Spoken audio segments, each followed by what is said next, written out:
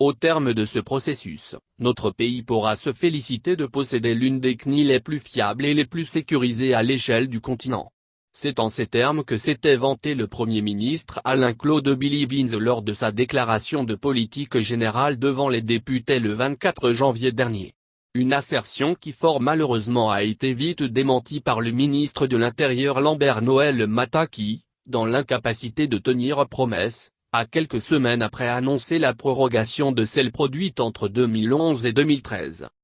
En effet, face au mécontentement observé auprès de la population à la suite de la suspension depuis près de 10 ans de l'opération d'établissement des cartes nationales d'identité, le chef du gouvernement avait vite fait de rassurer l'opinion sur la reprise très prochaine de ce processus. À cet effet, Alain-Claude Bilibine s'était d'ailleurs montré très serein quant au processus de reprise de cette opération.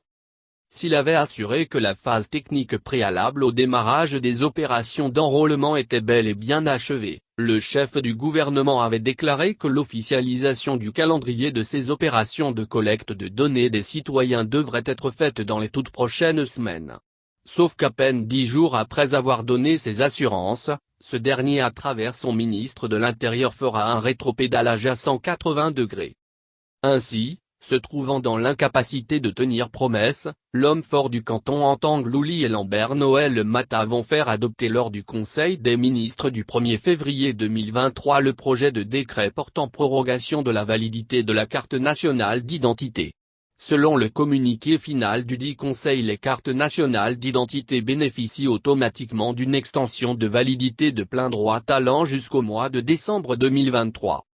Face à ce revirement, de nombreux observateurs de la vie politique gabonaise estiment que celui-ci constitue le premier échec d'Alain-Claude Bilibine qui, en ne tenant pas promesse, prive indubitablement plusieurs compatriotes d'un document qui, comme il le rappelait devant la représentation nationale, permet d'attester de la réalité de sa nationalité et d'accomplir quotidiennement les actes de gestion et de disposition liés à sa vie courante.